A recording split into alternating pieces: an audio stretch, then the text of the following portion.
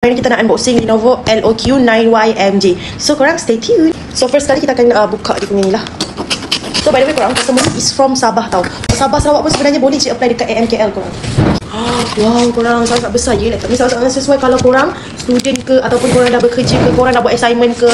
Memang sangat-sangat sesuai korang. Korang nampak dekat sini ada tulisan LOQ korang. Ni baru, dia still ada warranty under Lenovo Center. Kalau rosak ke apa boleh je pergi mana-mana Lenovo Center, okay? Okay korang, screen dia full screen, korang nampak tak? And then dia punya ni sangat-sangatlah sesuai kalau korang nak guna office use ke ataupun student ke, korang sangat-sangat sesuai ya korang. Dia apa yang korang akan dapat kalau korang apply Lenovo LOQ ni, korang akan dapat bag original from Lenovo korang. Charger and banyak lagi item ni lah. And then korang sangat-sangat berbaloi kalau korang ambil Lenovo LOQ9YMJ ni. Sebab apa? Sebab dia pakai Intel 5 and then dia pakai RTX 3050. Dia punya screen 15.6 inci, okay? Okay, by the way korang dia pakai Windows 11. So sangat-sangatlah berbaloi korang sebab Windows 11 is window yang latest. Okay, harga dia serendah 165 sahaja untuk 36 bulan. So kalau korang berminat, korang boleh apply sekarang. Kita perlukan 2 dokumen saja, iaitu payslip dengan IC depan belakang, okay? Bye-bye.